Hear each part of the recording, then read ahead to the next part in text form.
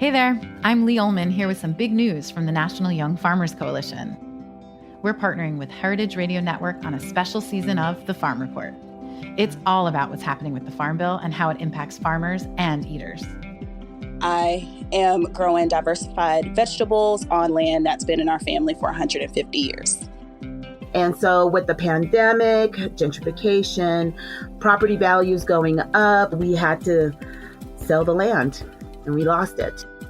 Join us as we uncover the untold stories behind this massive piece of legislation that shapes how we grow our food, what we eat, and so much more. The problems we have had, those are things that come from earlier Farm Bill and USDA policy, right? Like Earl Butz, get big or get out. You know, it's my responsibility to know not only what I'm eating, but then like how that all came to be. And realize like, wow, like this piece of legislation, all this money, like it's technically something that I support as a taxpayer. While Congress debates the next Farm Bill, this is not just an invitation to listen. It's a call to action. Be part of the conversation. Subscribe to the Farm Report on Heritage Radio Network, wherever you listen to podcasts. This episode is brought to you by Roberta's, home of Heritage Radio Network for 10 years. Learn more about Roberta's at robertaspizza.com.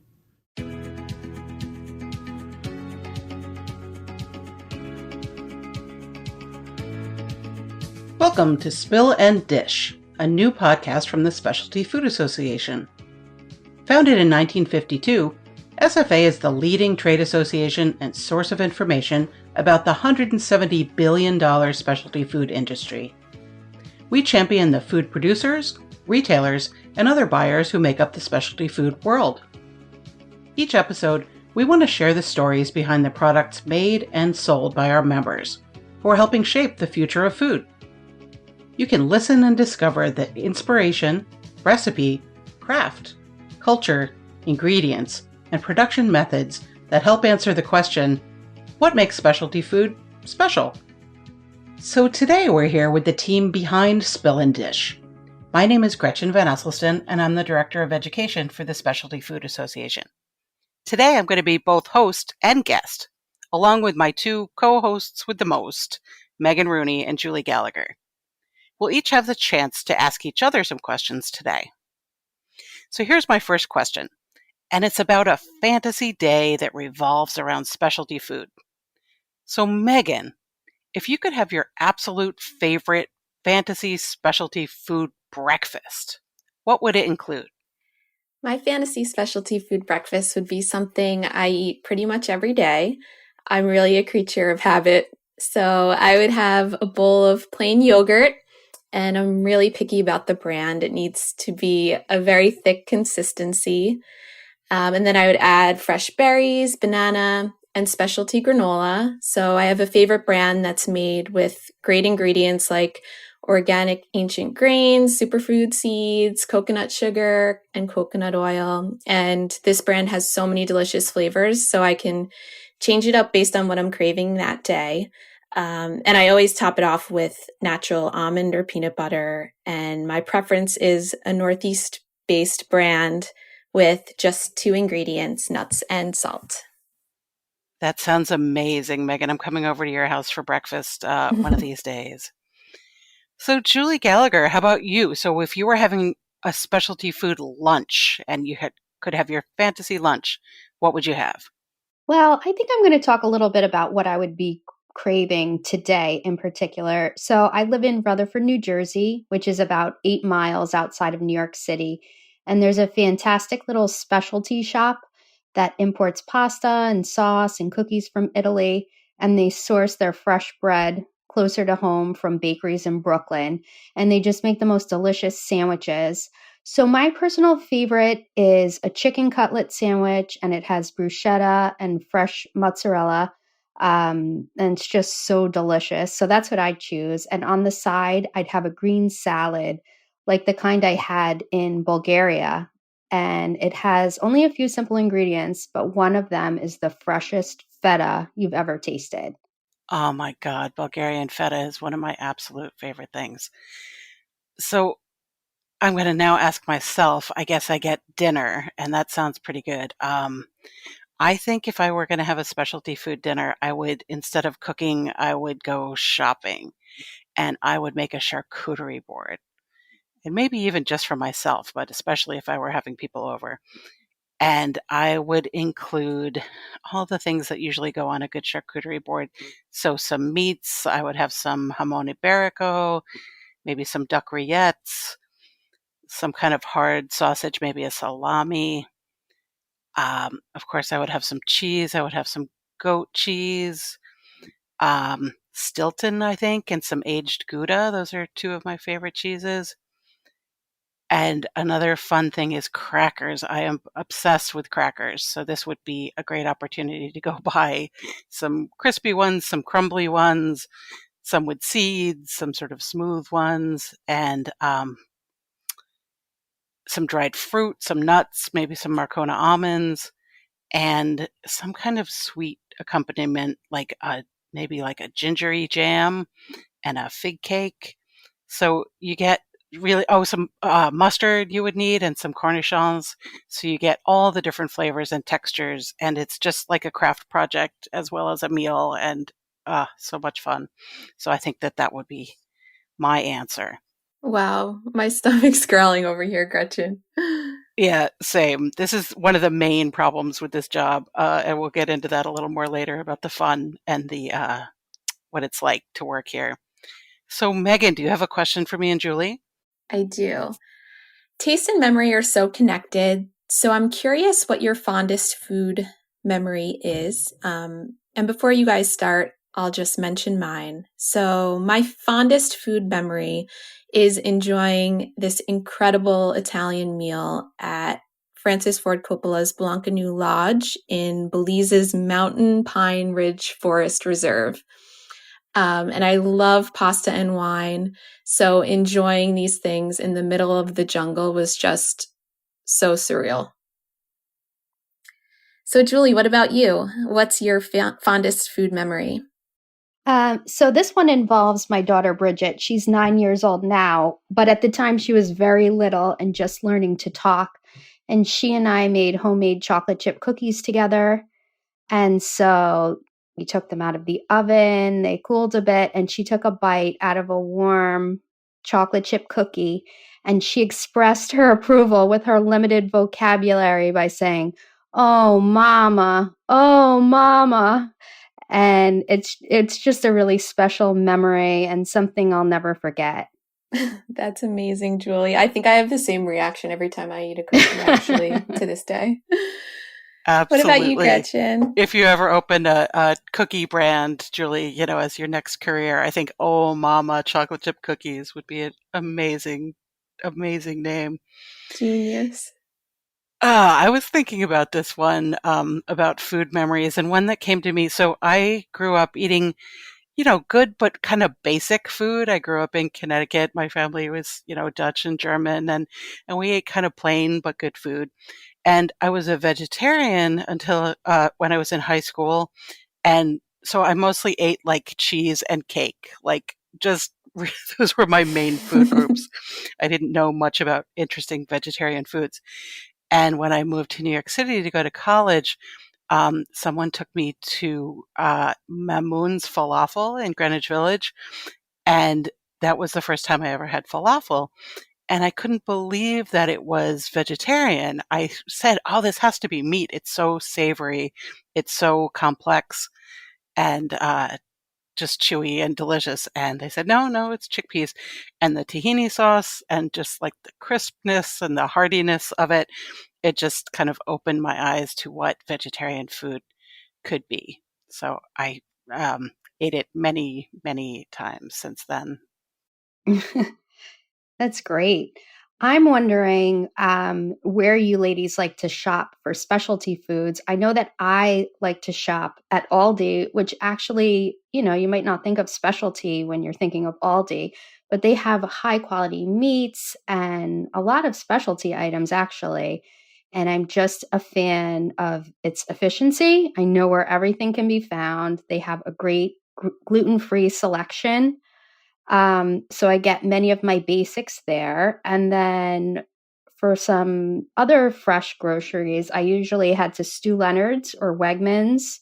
Even though I have to drive a little farther to get to these stores, especially for the holidays, they're just such great places to shop. Stu Leonard's in particular, they have their fun animatronic displays, which the kids love. And right when you walk into the store, you just get that smell of the fresh produce and the freshly baked breads. And it's just so delicious. And another plus when shopping there is if you spend enough money, you can get free ice cream. And I don't know if you know this, but Stu Leonard started out as a dairy and they still have their own dairy operation. And the soft serve ice cream is just so rich and tasty. So it's great. Oh Megan. my God.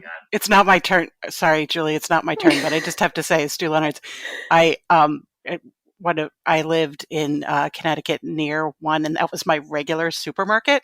And wow. I adore it, but it would really be like you're just popping in for two things, and the broccoli is singing to you from the shelves. Like people are handing you samples, and you're going through the maze of it. And it is such an experience to go to Stu Leonard's. But there's so many impulse purchases that I make when I go there. I really have to limit my trips. But what about you, Megan? Where do you like to shop? So before I mention where I like to shop, I would love to have the privilege of shopping at Stu Leonard's. I grew up shopping there as well. And actually, I grew up in New York, and we would drive into Connecticut to go to Stu Leonard's pretty much every week. So I have some really great memories there with my family and also with friends. But now I live in Brooklyn, and so I'm really lucky that my neighborhood has lots of tiny specialty stores that are really fun to browse for ideas and to find out about new products. But most of the time I shop for specialty food at my local Whole Foods or Union Market. And I love finding out about new brands through Instagram and other podcasts.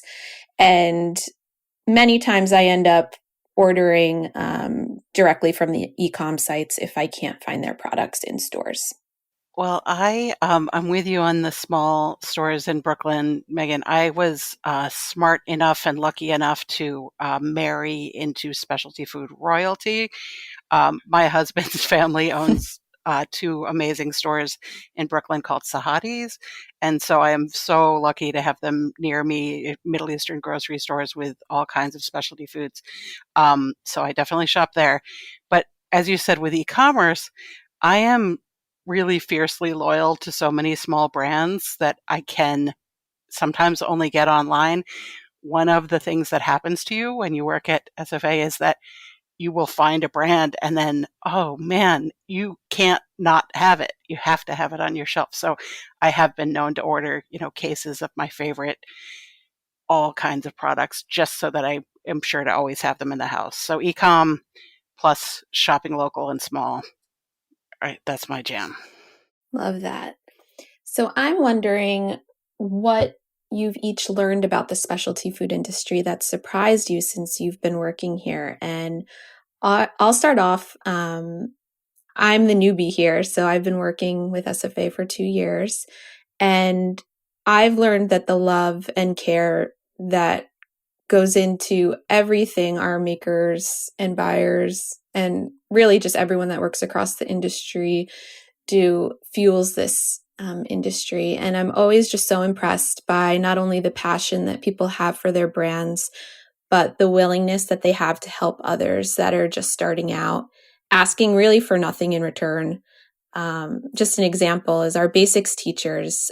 It's a program that we hold for newer members or people that are newer to the specialty food industry. And our basics teachers are some of the most helpful and talented people that I've met. And their hearts are just so big. They're always sharing, their contact information, and just they're totally fine with people following up after sessions or anytime they have questions. And I mean, I can't say that I'd ever willingly give my contact information out to hundreds of people. So I think that that's really admirable. And yeah, again, the heart and passion that they have is just really remarkable.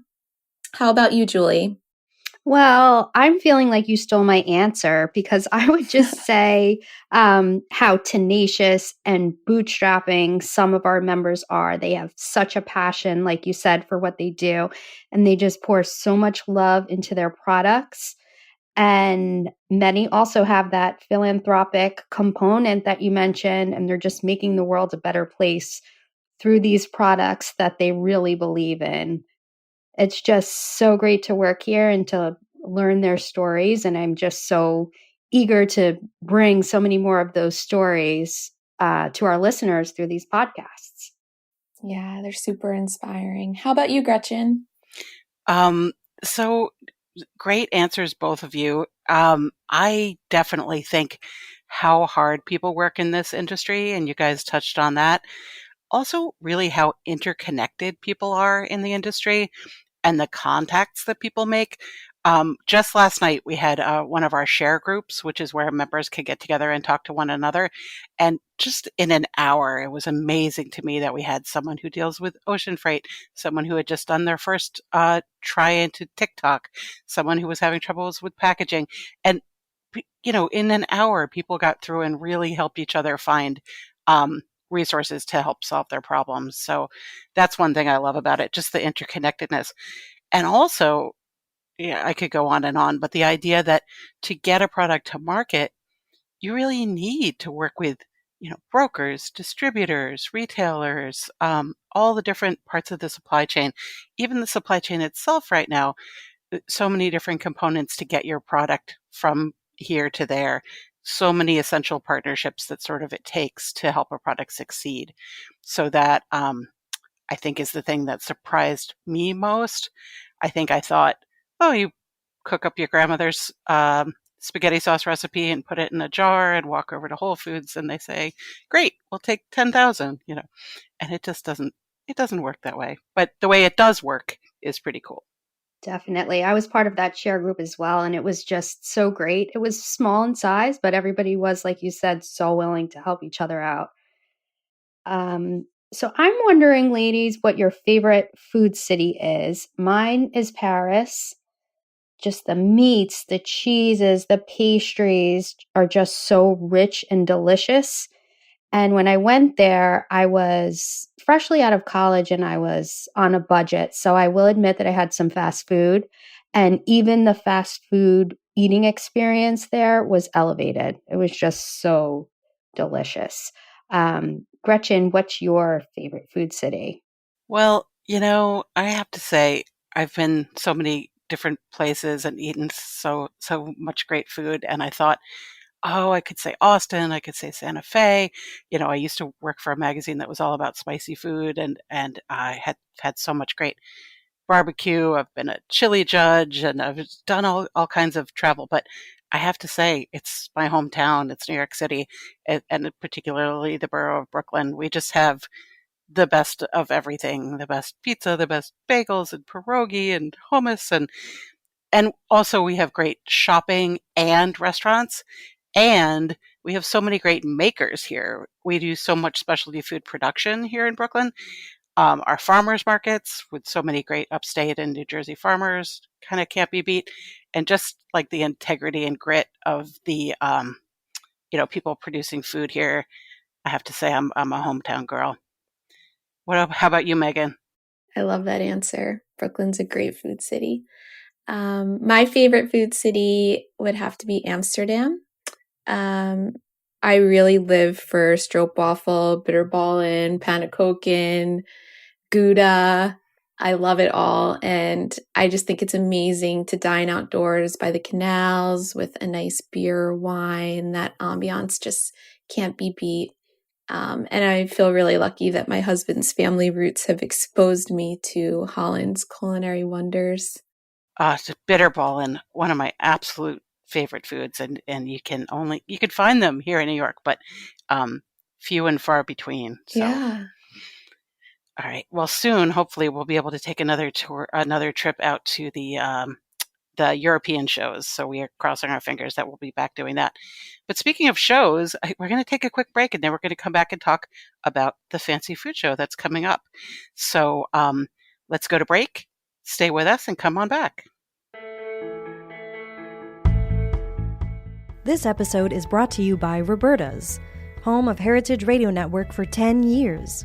Roberta's was founded in Bushwick in 2008 and has become one of the most iconic restaurants in the country. HRN made its home inside of Roberta's in 2009, and together they have become part of the DIY fabric of the neighborhood. Roberta's, the pizza restaurant, is open for lunch and dinner 7 days a week and serves much more than just the famous wood-fired pizzas. Their team dreams up new salads, pastas, and sandwiches on the regular. Roberta's Tiki Bar is alive and well in the back garden, serving up frozen drinks in the summer and hot toddies in the winter. Stop by the bakery and takeout spot next door for fresh breads, sticky buns, and pizzas to go. And of course, there's the 2 Michelin-starred Blanca tucked away in the garden for truly daring diners. But Roberta's also extends beyond Bushwick, with multiple locations in New York City and now in Los Angeles. You can also find their frozen pies in grocery stores around the country. The spirit of Roberta's, like Heritage Radio Network, is everywhere. Here's to many more years of pizza-powered radio. Learn more about Roberta's at robertaspizza.com.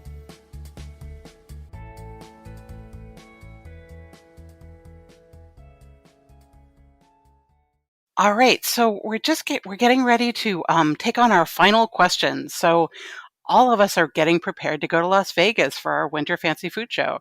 And it's actually the first time we've done the show in Vegas, so it's really pretty exciting. I am packing and thinking about what it's going to be like. So I thought it might be fun to sort of talk about a memory that you have of a fancy food show from either behind the scenes or just a great story you have from working or being at the show. And I think I'd like to go last, if you don't mind. So Julie, what you got? Let's see. It's so great to be so close to the show now, with it just being less than 2 weeks away, because a lot of the work that I do towards the show gets done in advance. So by the time I get to the show, I get to cover the educational sessions and write them up for the newsletter. So I'm really looking forward to doing that. And of course, seeing my colleagues, many of whom I haven't seen in 2 years since we've all been working remotely. So I'm just really excited for the show. But something I always enjoy is towards the end of the show, usually on the last day of the show, I get to go on the show floor finally and taste all the delicious products, talk to our maker members who are exhibiting. And one of my fondest memories involved me being moved to tears by one of our exhibitors who was telling me about her products, which some of the proceeds from the sale of the products go to benefit homeless people. And she was telling me how she also volunteers with members of these communities. And she was just talking about the importance of physical touch and how she personally hugs the homeless people whom she comes in contact with. And I just thought that that was really moving. And yeah, I shed a tear or two. But these members, their stories, they never cease to amaze me. And I'm just so looking forward to getting back out on that show floor and meeting more members and hearing their stories. How about you, Megan? That's a great story, Julie. So it's hard to believe, given we've been putting on so many virtual shows and weekly webinars, but I've only worked one fancy food show so far pre-pandemic. So one of my favorite moments was actually before I ever worked at SFA. And I visited this show for research purposes. At the time I was working for another trade show association, and I instantly fell in love with the fancy food show. The energy, the products, even just the layout of the show floor really spoke to me. And I just remember immediately going home and checking SFA's LinkedIn page every single day for job openings and turning on the alerts. And it was just so wild how one day the perfect role opened up. And it's allowed me to combine both my show experience and background in education. So it's really just truly felt meant to be. And I'm so looking forward to attending our next show in Vegas. Megan, I just want to jump in. I know it's not my turn, but Megan, I had never heard that story before. And before I joined the Specialty Food Association, I used to actually attend the fancy food shows. And I, too, used to dream of working for the Specialty Food Association. Just from visiting the shows, it just seemed like such an amazing industry to be a part of. So it's funny that you and I have that similar experience. That's so funny, Julie. I did not know that. See, we're learning things about each other. Well, I am jumping on that bandwagon because I used to come to the Fancy Food Show as a journalist, and I used to think the same thing. I remember coming to one once and being like, I just tasted 23 salad dressings in a row, and I'm so happy. It just felt like this was going to be the career for me. And so we all wound up right where we should be, which I love. So let's see. So I have so many Fancy Food Show memories, but I was thinking about this one. So we have, for those who might not know, a wonderful awards program called the Sophie Awards. And it is, it's been called the Oscars of the food world. It really is. If you win a Sophie, your product is really something special. And it's a great thing to be able to promote to retailers if you get a Sophie. So one thing that we do at the shows is that all the press who come to the show, all of the journalists, get to come and taste all of the Sophie winning products all at once. And so we just create this sort of magical room where really, when you think about the absolute best in every category is right there on a plate for you to taste. And I remember it got all set up and the press hadn't come in yet. And I was kind of there by myself. And I felt like just like a kid in a candy factory. It just felt like a dream, like the ideal form of every possible food product was sitting right there. And then the press came in and you could just see them beam, like it just, and swoon just to taste all these amazing products and to get them to meet the makers too, which is just fantastic. So me alone with the Sophie winning products, they were lucky that there was any left.